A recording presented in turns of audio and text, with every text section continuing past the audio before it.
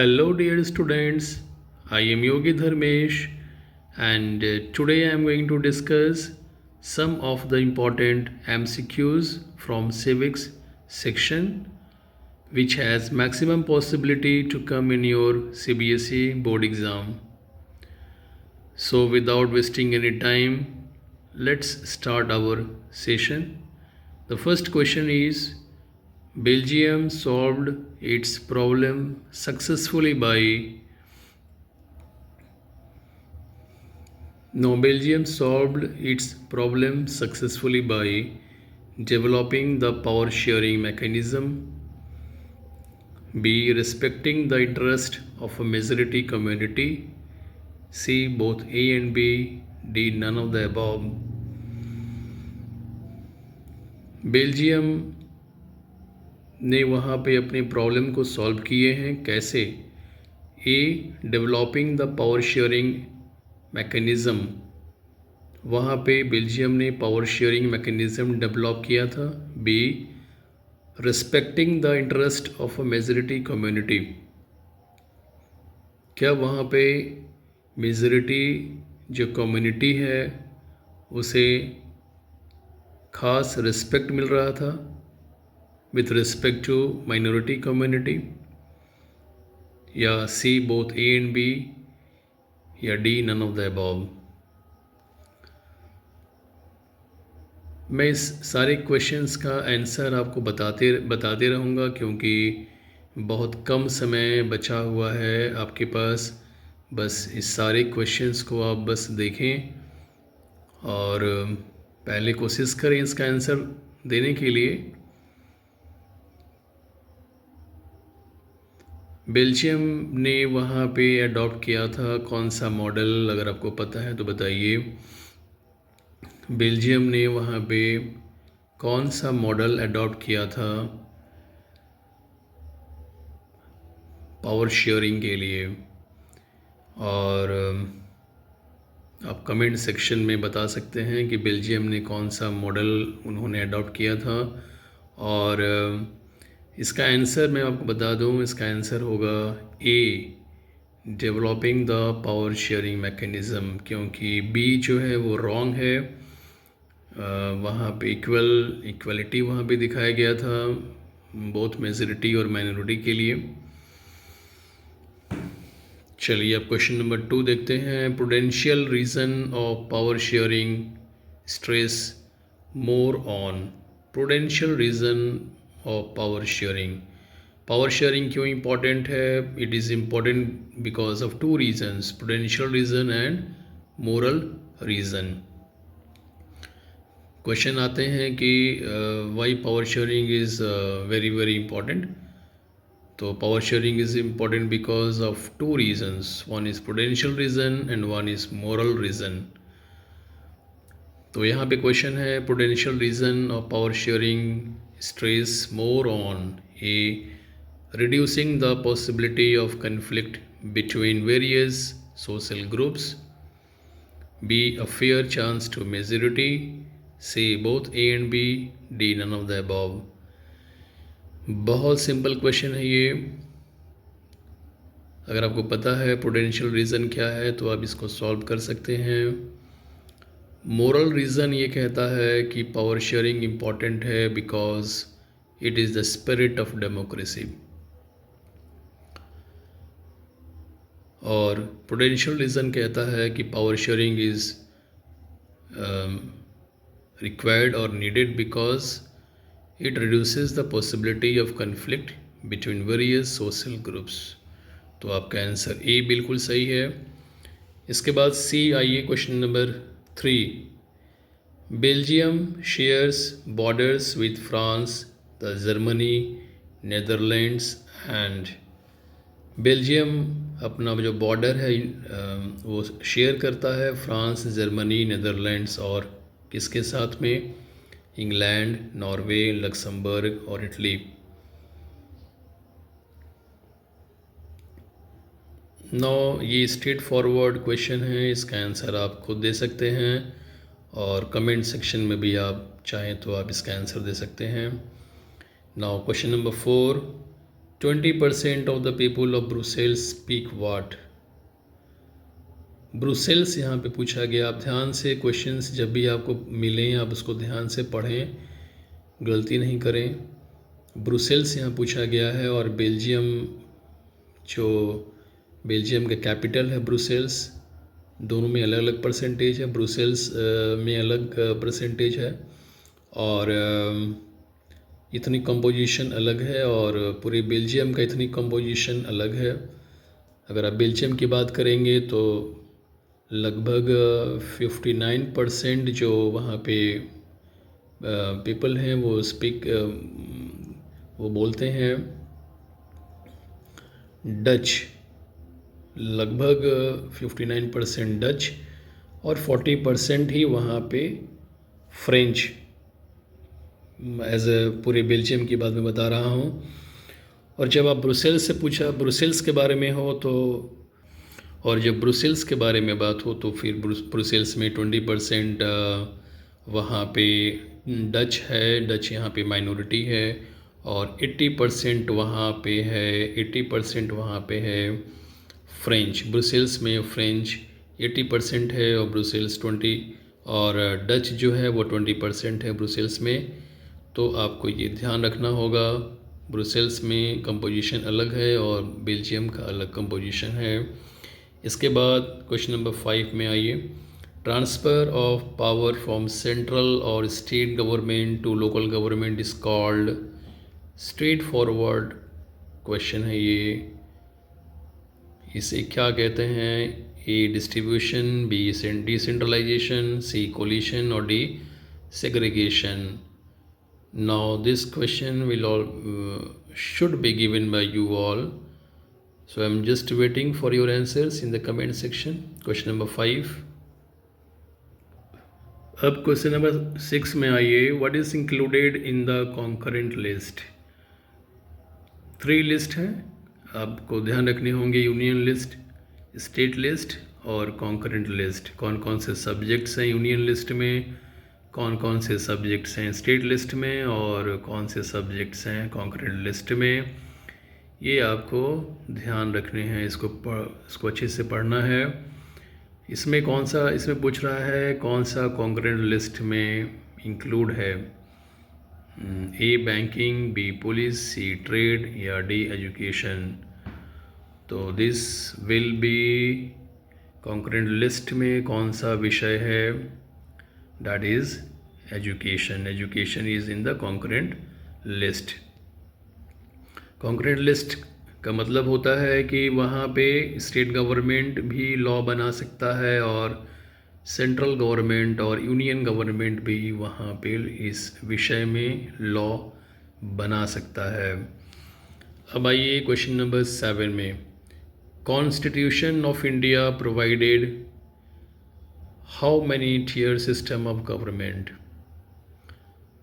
Constitution of India provided how many tier system of government? इसमें आपका answer क्या होगा? A1, B2, C3 और D4। Constitution of India provided how many types or tier system of government? आपको ये भी answer आपको देना है कमेंट सेक्शन में, क्योंकि बहुत स्ट्रेट फॉरवर्ड क्वेश्चन है। क्वेश्चन को ढंग से पढ़िए, अच्छे से पढ़िए और फिर इसका आंसर आप देने का प्रयास करें, क्योंकि स्ट्रेट फॉरवर्ड क्वेश्चन है ये। Now question number 8। Which of the following is true about federalism? Federalism में कौन सा कथन सही है? ए पावर इज़ शेयर्ड और distributed among central government and state government. B. Central government can order state government or local government to do something. Central government can order state government or local government to do something. C. Both of these. D. None of these. Federalism का सही कथन क्या है? सही कथन क्या है?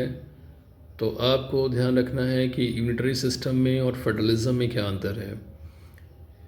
Unitary system में क्या कहता है और फेडरलिज्म में क्या कहता है। तो फेडरलिज्म का जो पहला ए है वो बिल्कुल ही सही है, क्योंकि पावर यहाँ पे शेयर्ड होता है, डिस्ट्रीब्यूट होता है among central government and state government, बिल्कुल सही है।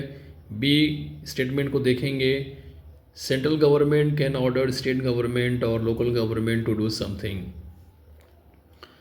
अब यहाँ पे जो बी नंबर स्टेटमेंट है ये यहाँ पे रॉन्ग है, क्योंकि सेंट्रल गवर्नमेंट ऑर्डर नहीं पास करता है, ये पास करता है यूनिटरी सिस्टम में। तो बी का जो स्टेटमेंट है बिल्कुल गलत है। सी बोथ ऑफ दिस भी गलत हो जाएगा, डी नन ऑफ दिस भी गलत हो जाएगा। तो आपका आंसर होगा A is the right answer.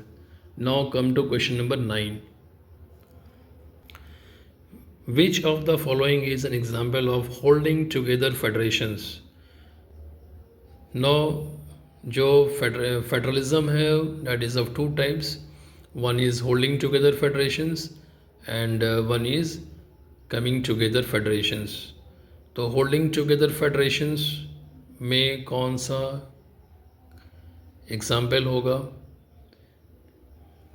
Is it India, USA, Switzerland or none of these? Holding together federations, no doubt it is India. Question number A, answer of 9 is A. The right answer is A, India. Now come to question number 10. Which of the following is an example of coming together federations? Coming together federations में कौन सा सही example है? Spain, Belgium, USA, none of these. तो ये भी straight forward है, इसका आंसर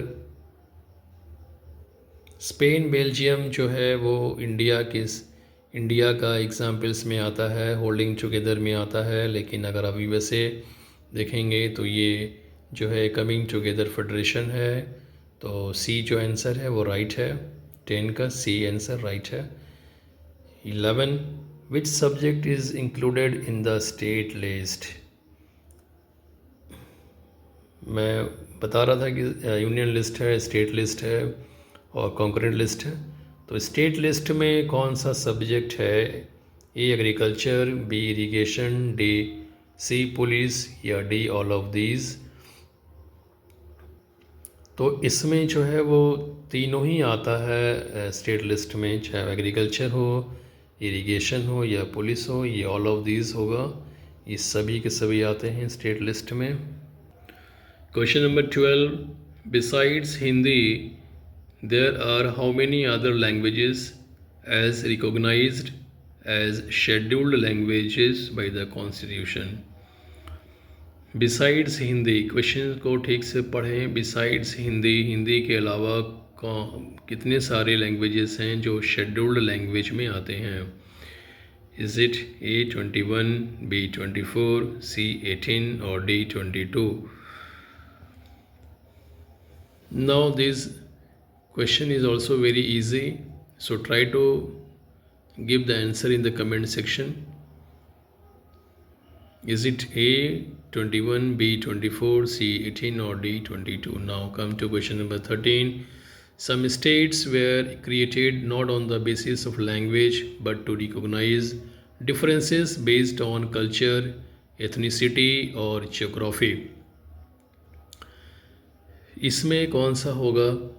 आपको पता होना चाहिए कि स्टेट्स रीऑर्गेनाइजेशन जो एक्ट है वो कब पास हुआ था? वो 1856 में वो पास हुआ था, सॉरी दैट इज़ 1956। ओके, तो स्टेट्स रीऑर्गेनाइजेशन जो एक्ट है वो पास हुआ था 1956 में। और सबसे पहले जो स्टेट बना था on the basis of language वो कौन सा था? On the basis of language सबसे पहले जो स्टेट बना था वो कौन सा था? आप कमेंट सेक्शन में आप इसका आंसर देने का प्रयास करें। यहाँ इसका जो आंसर होगा, जो कि बेस्ड ऑन कल्चर, एथनिसिटी और जोग्राफी, वो A Jharkhand, B Uttarakhand, C Nagaland, D all of the above. So the right answer will be D. All of the above.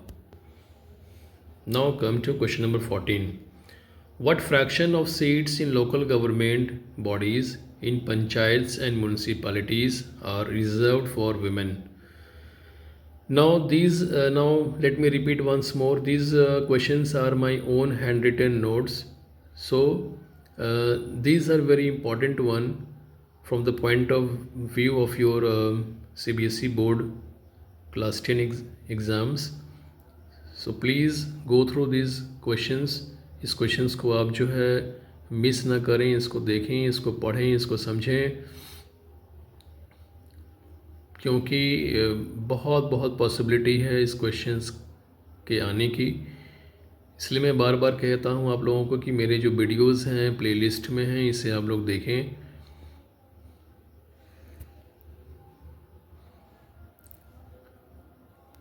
तो A 3/4, B 1/3, C 1/4 या D 1/5.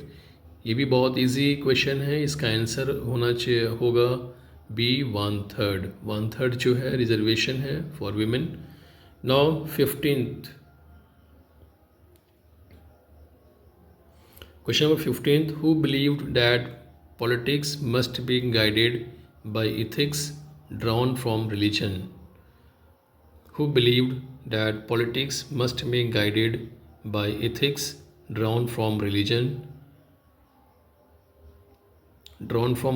That is C. Rajagopalachari, B. Sardar Patel, C. Gandhiji या D. Nehru. Who believed that politics must be guided by ethics drawn from religion? So the answer will be, क्या A. C. Rajagopalachari होगा या B. Sardar Patel या C. Gandhi जी या D. Nehru?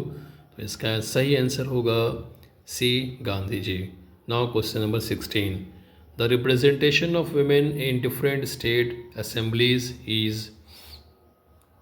State assemblies में कोई reservation नहीं है विमेन के लिए, कोई सीट्स रिजर्व नहीं है.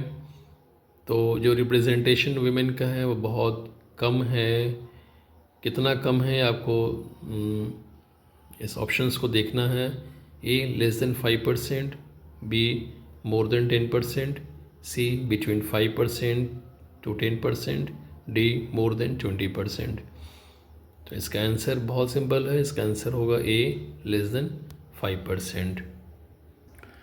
Now question number 17.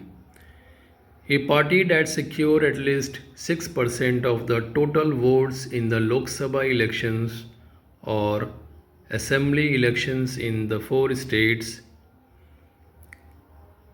and wins at least how many seats in the Lok Sabha to be recognized as a national party?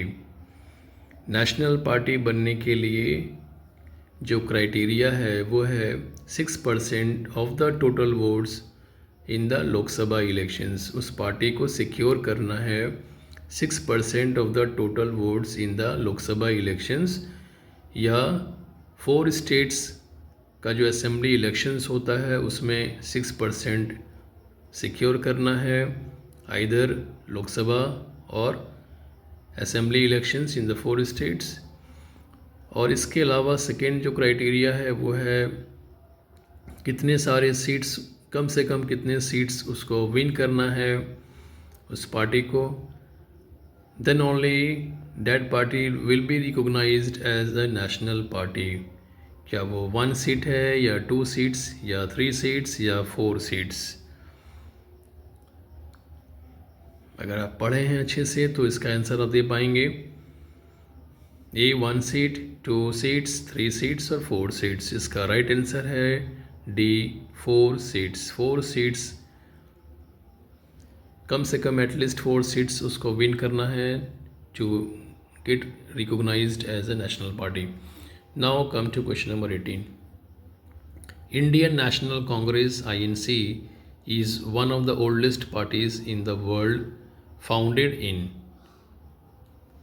कब इसका फाउंडेशन हुआ था इंडियन नेशनल कांग्रेस का?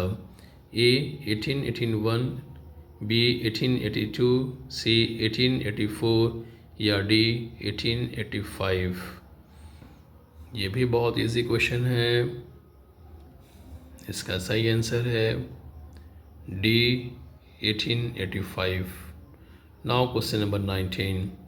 Communist party of India Marxist CPIM was founded in A 1945, B 1964, C 1978 या D 1986। ये भी बहुत simple है और आपको अगर आप पढ़े हैं पॉलिटिकल पार्टीज़ तो उसमें इस क्वेश्चन को आप देखेंगे। इसका राइट आंसर है B 1964। अब आप आ जाइए क्वेश्चन नंबर 20 में। Which statement is wrong about the democratic government? कौन सा स्टेटमेंट गलत है regarding democratic government? A democratic government is a legitimate government, B democratic government is an accountable government, C democratic government is an efficient government, D democratic government is a transparent government. Question number 20 में कौन सा democratic government का जो statement है वो गलत है? क्या वो लेजिटिमेट गवर्नमेंट है? क्या डेमोक्रेटिक गवर्नमेंट अकाउंटेबल गवर्नमेंट है? क्या डेमोक्रेटिक गवर्नमेंट एफिशिएंट गवर्नमेंट है? या क्या डेमोक्रेटिक गवर्नमेंट ट्रांसपेरेंट गवर्नमेंट है? तो इसका भी आपको आंसर देना है कमेंट्स सेक्शन में। सारे क्वेश्चंस बहुत बहुत इम्पॉर्टेंट हैं और मैं अपने स्टूडेंट्स से यही कहूँगा कि आप इस क्वेश्चंस को कम से कम 2-3 बार आप देखें। जितनी बार देखेंगे उतना ये आपके लिए अच्छा रहेगा। समय बहुत कम है इसलिए फटाफट इस क्वेश्चंस को देखें। इसका आंसर्स अगर आपको मालूम है तो कमेंट सेक्शन में अवश्य दें आप इसका आंसर। और हमारे चैनल को आप सब्सक्राइब करें, बेल आइकन को प्रेस करें ताकि बहुत सारे MCQs और कुछ बहुत सारे इम्पोर्टेंट क्वेश्चन जो मेरी सुपर सीरीज़ में आने वाले हैं उनको आप देखना मिस ना करें, क्योंकि वो काफ़ी पॉसिबिलिटी है कि वो क्वेश्चंस निश्चित रूप से आएंगे। बस आप पढ़ते रहिए, मेहनत करते रहिए और लिखते रहिए। कम से कम आंसर्स भी लिखने का प्रयास करते रहिए। अभी तो बहुत सारे सब्जेक्ट्स आपको पढ़ना है तो कम से कम SST में कोशिश करिए 2-3 आंसर्स आप अभी लिखें उसको और पढ़ते रहें, याद करते रहें और निश्चित रूप से आपका मार्क्स काफ़ी अच्छा आएगा। हमेशा ही पॉजिटिव रहें। चलिए, और हमारे चैनल को निश्चित रूप से और आप सब्सक्राइब कर लीजिएगा, क्योंकि बहुत सारे अब और भी MCQs और भी क्वेश्चंस बहुत जल्द आने वाले हैं। चलिए, thank you boys and girls, thanks a lot.